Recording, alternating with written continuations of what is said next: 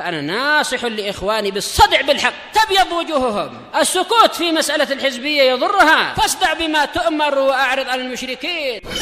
سلامي على دماج ورجالها والشيخ يحيى ودار العلم يا سعد بانيها. Bismillahirrahmanirrahim. Kita lanjutkan bacaan berikutnya terhadap kitab Al-Mi'iyah 100 pantun yang berisikan tentang As-Sirah An-Nabawiyah karya Al-Imam Ibnu Abil Izz rahmatullah alaih. Sekarang kita bahas seputar perang Uhud. Sebagai mukadimahnya, perang Uhud ini terjadi pada tahun 3 Hijriah. Sebagai bentuk balas dendamnya orang-orang kufar Quraisy dan sekutunya yang waktu itu karena kalah pada perang Badr. Di perang Uhud ini sebenarnya di awal permulaan para sahabat diberi kemenangan oleh Allah Ta'ala. Cuman karena mereka bermaksiat, tidak taat dengan apa yang diperintahkan oleh Rasulullah SAW, akhirnya mereka diuji dengan kekalahan. Karena di awal permulaan Rasulullah mengatakan, kalian jangan tinggalkan bukit Uhud ini. Jadi menang gak menang, jangan tinggalkan posisinya. Tetap di tempat tersebut. Ternyata di awal permulaan menang. Melihat di bawah orang kocar-kacir, mereka lari tunggang langgang, paham ya, musuh.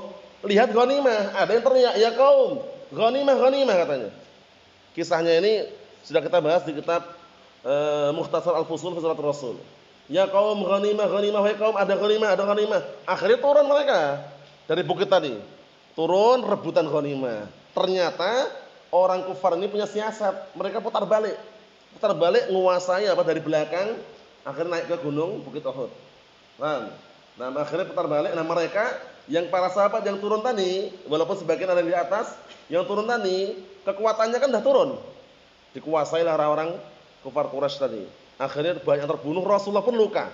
Sampai helm terbuat dari besi, helmnya penutup kepala terbuat dari besi. Biasanya kalau perang kan pakai itu. Nah, itu fungsinya kalau misalkan kena pedang kepalanya utuh gitu ya. Itu sampai terbelah itu. Helm besinya itu. Rasulullah luka. Gigi taringnya, gigi serinya patah. Bayangkan itu. Perang Uhud. Setan turun bantu ternyata. Setan bantu di situ. Sampai teriak, "Inna Muhammadan qad qutil." Sesungguhnya Muhammad telah terbunuh. Padahal belum terbunuh. Nah, pemimpin perang itu kalau terbunuh, itu lemah pasukannya. Nah, setelah dengar itu kan otomatis pasukannya melemah. Paham ya? Padahal Rasulullah enggak terbunuh, cuman jatuh beliau. Padahal di perang Badar bagaimana? Kemenangan luar biasa. Kemudian apa? Allah Ta'ala turunkan para malaikat bantu di perang Badar. Di perang Uhud diuji dengan kekalahan. Nah, ini wajar. Orang perang itu enggak selamanya menang terus. Kadang dikasih barakallahu fiik, dikasih apa? Dikasih waktu kapan dia menang, kapan dia kalah. Paham ya? Seperti itu. Karena untuk menguji. Karena kalau menang terus enggak ada ujian. Paham ya? Kadang kalah, kadang menang. Perang seperti itu. Paham ya? Kita lihat biar tambah seru bagaimana pembahasan seputar perang Uhud. Nah, qala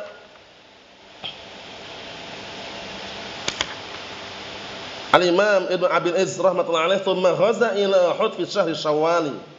Kemudian berperang menuju Bukit Uhud pada bulan Syawal. Ingat-ingat bulan Syawal. Perang Uhud terjadi pada bulan Syawal tahun 3 Hijriah. Tahun 3 Hijriah. Mafhum? Naam. Syawal ini termasuk apa? Nama bulan tapi tanwin. Karena enggak semua nama bulan ditanwin, ada juga nama bulan enggak tanwin seperti barakallahu fiik, Ramadan, Sya'ban. Paham ya? Adapun Syawal termasuk yang munsharif, Syawal, Muharram. Paham ya? Naam. Kemudian Jumadal Ula, Jumadal Tsaniyah itu termasuk yang munsharif. Paham ya? Rabiul Awal, Rabiul Tsani termasuk yang munsharif. Adapun Sya'ban, ya kan, kemudian Ramadan, ya kan, itu termasuk yang tidak boleh tanwin. Paham ya? Naam. Kita lihat di sini minas sanah salisah, dari tahun 3 Hijriah. Dimulai bulan apa tadi? Bulan Syawal tahun berapa? 3 Hijriah, perang Uhud. Nah, wahya al-wiq'ah al-'azimah, yang mana itu tragedi kejadian yang sangat besar. Allati imtanallahu 'azza wa jalla fiha ibadahu al-mu'minin wa ikhtabarahum. Yang mana Allah Ta'ala uji mereka, hamba-hamba Allah Ta'ala yang beriman dan memberikan cobaan buat mereka. Dikondisikan, memberikan cobaan, diuji mereka.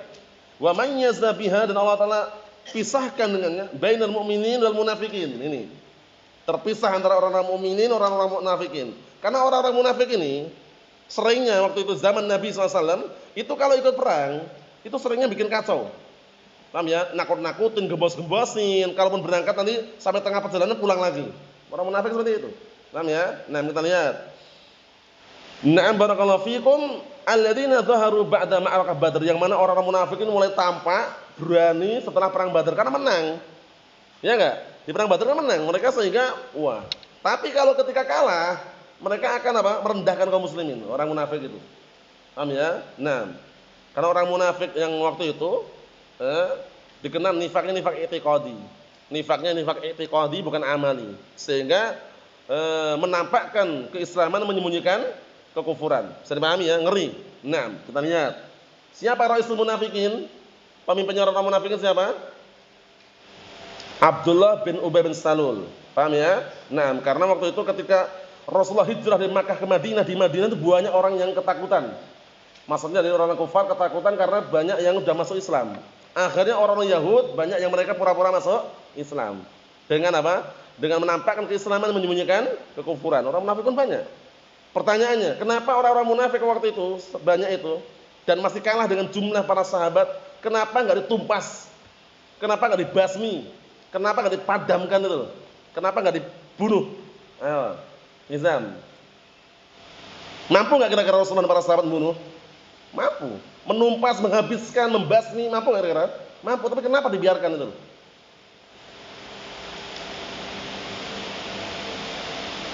Kenapa? Semuanya apa?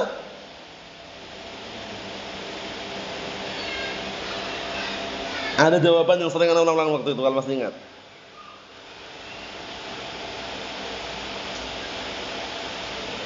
Ayo. Usama ingat enggak Usama? Enggak ingat juga? Coba. Royhan ingat enggak Royhan? Padahal basmi mampu. Iya kan? Tapi kenapa dibiarkan hidup loh? Karena agar tidak terjadi apa? Fitnah. Fitnah apa?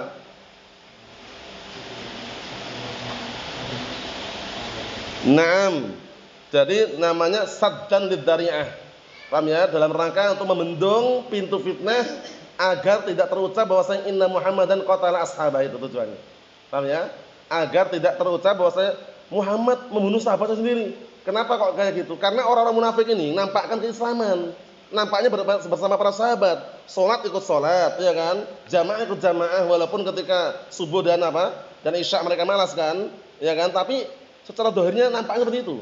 Sehingga kalau dibunuh, tersebar di luar, wah, Nabi Muhammad bunuh sahabatnya sendiri. Padahal orang munafik. Sehingga dibiarkan waktu di awal-awal permulaan dibiarkan. Bisa dipahami? Jadi saddan lidzari'ah. Ya, saddan lidzari'ah an yuqal inna Muhammadan qatala ashabah. Paham ya? Menutup pintu fitnah dari ucapan bahwasanya Muhammad telah membunuh sahabatnya sendiri. Bisa dipahami? Sehingga waktu itu di awal permulaan enggak dibunuh mereka, dibiarkan. Mafhum? Nah, kita lihat barakallahu fikum kisahnya yang berikutnya. Ini kisahnya ini rujukannya Zadul Ma'ad. Paham ya? Nah, sehingga nanti kalau antum mau ingin merujuk kitabnya Zadul Ma'ad. Paham ya? Nah. Karya siapa Zadul Ma'ad?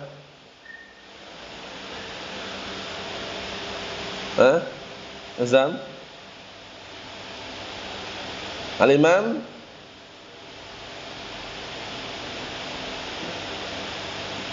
Al-Imam muridnya Ibnu Qayyim. Paham ya? Al-Imam Ibnu Qayyim Al-Jauziyah rahmatullahi alaihi. Na'am. Kita lihat sini. Barakallahu fikum. Faja'at ma'rakah Uhud li na'am tumayyiz as-saf. Maka datanglah peperangan, medan peperangan perang Uhud yang fungsinya adalah apa? Untuk memisahkan saf barisan tersebut. Membersihkan dari apa? Dari barisan orang-orang munafikin dan agar nampak siapa yang kokoh imannya dan siapa yang lemah. Wastashhada fiha minal muslimin nahwa 70. Paham ya? Naam. Dan mati syahid kurang lebihnya 70 orang dari kalangan kaum muslimin. 70 orang dari kalangan kaum muslimin terbunuh di perang Uhud. Paham ya? Naam, itu mati syahid. Minhum, di antara mereka sayyidus syuhada, pemimpinnya para syuhada. Nah, ini berarti faedah juga nih. Gelar untuk seorang sahabat sayyidus syuhada, pemimpinnya para syuhada. Hamzah ibn Abdul Muttalib. Hamzah bin Abdul Muttalib. Berarti apanya Rasulullah ini? Radhiyallahu anhu. Di Hamzah bin Abdul Muttalib terbunuh pada perang Uhud. Dikenal dengan sayyidus syuhada. Paham ya? Nah, dikenal dengan apa? Pemimpinnya para syuhada. Mafhum? Dikenal juga apa? Asadullah, singa Allah Subhanahu wa taala. Lihat itu. Terbunuh pada perang Uhud. Apanya Rasulullah nih? Hamzah bin Abdul Muttalib nih, Rafi'. Paman. Berarti saudaranya siapa ini? Abu Thalib ya. Saudara bapaknya juga ya. Naam. Bapaknya Rasulullah maksudnya. Kita lihat wa fiha jurh. Wa fiha jurh. Naam, juriha Rasulullah sallallahu alaihi wasallam. Di peperangan tersebut Rasulullah luka. Lihat, luka. Fi wajhihi, di wajahnya, lihat. Nabi luka di wajahnya. Wa qusirat rubaiyatuhu al-yumna as-sufla bihajar. Dan beliau sempat apa? Di perang itu juga naam, gigi seri dan taringnya yang bagian kanan bagian bawah. Nah, barakallahu fiik, naam, kusirat, yaitu patah. Patah. Paham ya? Naam, disebabkan karena batu. Wa husyimat al-baydatu ala ra'sih. Dan helm kepala yang terbuat dari besi. Biasanya kalau zaman dahulu orang perang itu kan ada yang megang tameng itu. Dan juga di kepala ada semacam helm terbuat dari besi. Yang nampak hanya matanya. Pernah lihat mungkin gambar-gambar kayak gitu ya. Nah, itu terbelah. Sampai terbelah, hancur itu. Paham ya? Salawatullah salamuhu wa barakatuhu alaih. Wa kana mimma nazala minal Qur'an fi yaumi Uhud 60 ayah min Ali Imran awwaluha. Dan waktu itu termasuk salah satu yang turun di dalam Al-Qur'an mengenai perang Uhud ini 60 ayat dari surat Ali Imran. Yang pertama adalah wa idh ghadawta min ahlika tubawwi'ul mu'minina maqa'ida lil qital. Ini di antara ayatnya. Yang menjelaskan bahwasanya apa barakallahu fiik, pada peperangan tersebut, ada di antara mereka yang memang hanya membuat kendor dari kalangan orang munafikin. Paham ya? Karena mereka walaupun ikut, tapi ketika ada kekalahan atau yang semisalnya, itu mereka biasanya apa? Enggak maju ke depan, justru malah ngejek kaum muslimin, mukminin, mereka mundur seringnya orang-orang munafik itu. Wa min hikmatillahi was sunnah, termasuk hikmah Allah Subhanahu wa taala dan ketetapan Allah Subhanahu wa taala fi rusulih terhadap para rasulnya wa atba'ihim dan para pengikut mereka, an yudalu marrah wa yudala alaihim ukhra. Bergilir maksudnya. Bahwasanya mereka digilir, terkadang menang dan digilir terkadang kalah. Memang seperti itu perang itu, enggak selamanya menang mulus enggak. Kadang kalah, kadang menang. Mafhum insyaallah? Naam. Lakin takunu lahum al-aqibah, tapi mereka punya akibat yang baik. Punya barakallahu fik hasil yang baik. Fa innahum lawing tasaru daiman. Nah, penting ini. Kenapa kok kadang kasih kalah? Kenapa kaum mukminin para sahabat kadang kalah? Dikarenakan kalau seandainya mereka itu tolong terus, menang terus, dakhala ma'ahumul mu'minun wa ghairuhum. Masuk bersama mereka orang yang beriman dan selain mereka. Sehingga orang-orang munafik akan pura-pura masuk itu. Akhirnya bercampur enggak? Bercampur. Tapi dengan diuji kekalahan ini nampak orang-orang munafik takut gitu loh. Wah, ini berarti orang munafik. Tapi kalau menang terus menang akhirnya orang-orang munafik ketakutan ikut pura-pura masuk Islam gitu loh. Bercampur gitu. Tapi kalau diuji kekalahan, nanti kan kalau ada perang lagi kan ada perang yang enggak mau ikut ini curigai. Bisa dipahami enggak? Terpisahkan itu loh. Mafhum? Kita lihat. Walam yatamayyaz as-shadiq min ghairi haywa. Kalau bercampur enggak terbedakan mana yang jujur mana yang tidak jujur. Walau yang tusira alaihim daiman, kalau seandainya terus-menerus ditolong, lam yahsul maksud minal bi'tsah war risalah. Niscaya tidak ada apa? Tidak ada tujuannya diutusnya nabi dan adanya rasul. Faqtadat hikmatullahi, maka na'am barakallahu fi, terlaksanalah hikmah Allah taala an jama'a lahum bainal amrayn liyatamayyaz man yatba'uhum wa yuti'uhum lil haqq wa ma ja'u bihi. Agar apa? Yaitu Allah taala gabungkan untuk mereka antara dua perkara. Dua perkara apa? Menang dan kalah. Menang dan kalah. Kadang menang, kadang kalah. Tujuannya apa? Untuk memisahkan orang yang mengikuti mereka dan mentaati mereka di atas al-haq dan orang-orang yang datang dengan apa? Al-haq tersebut. Wa mimman yatba'uhum 'ala adh-dhuhur wal ghalabah khassah. Dipisahkan antara apa? Antara orang yang benar-benar mengikuti Rasulullah dan mengikuti kebenaran, dan antara orang yang mengikuti mereka cuman ketika menang, dhuhur menang, wal ghalabah, dan ketika menguasai secara khusus. Ya, orang munafik biasanya kalau menang ikut, ya kan? Kalau menguasai ikut, tapi kalau kalah mundur. Mereka seperti itu. Wa hadza ma jara fi Uhud, ini yang terjadi pada perang Uhud. Wa kanatul 'aqibah lil mu'minin, yang mana pada waktu itu, nah barakallahu fiik, nah akibat yaitu kekalahan di antaranya adalah untuk orang-orang yang beriman. Tujuannya untuk menguji tadi itu. Paham ya? Nah, akibat yang zahirnya kalah itu orang mukminin, tapi padahal di balik itu semuanya apa? Kebaikan orang mukminin. Bisa dipahami insyaallah ya? Naam. Yang terakhir yaitu perang Hamra'il Asad. Perang apa? Hamra'il Asad. Setelah perang Uhud terjadi langsungan terjadi perang apa? Hamra'il Asad. Namanya perang Hamra'il Asad. Pada perang Uhud tadi, tokoh yang ternama dikenal dengan Asadullah, singanya Allah Subhanahu wa taala, dikenal dengan Sayyidus Syuhada, terbunuh di perang Uhud. Siapa tadi? Hamzah bin Abdul Muthalib. Apanya Rasulullah tadi? Pamannya Rasulullah SAW, Hamzah bin Abdul Muthalib, terbunuh pada perang Uhud. Dari kalangan kaum muslimin mukminin berapa yang terbunuh hari ini, Hizam? 70 orang. Mafhum insyaallah? Nah, ini sebenarnya kurang lengkap, tapi kalau di kitab Al-Fusul lebih lengkap lagi. Bisa merujuk kalau ada sana itu yang masih mungkin melihat yang mukhtasarnya bagus, yang ringkas itu. Waktu itu ana lihat ada beberapa kitab itu ya, tapi sekarang enggak tahu. Mukhtasar Al-Fusul fi Siratul Rasul. Wa illa kitab tebal aslinya. Bagus sekali itu. Na'am barakallahu fikum. Wa Hamra'il Asad. Wa hadhi kanat ba'da ghazwat Uhud mubasharatan. Yang mana perang Hamra'il Asad ini terjadi setelah perang Uhud secara langsung, mubasyarah, langsung. Wal muslimun fi musabihim wa fi jirahim, padahal dalam keadaan kaum muslimin ini ujian loh ya. Dalam keadaan kaum muslimin, nah barakallahu fik, berada pada musibah mereka dan luka-luka mereka. Perang Uhud kan kalah. Banyak yang luka, banyak yang barakallahu sakit, tapi ternyata apa?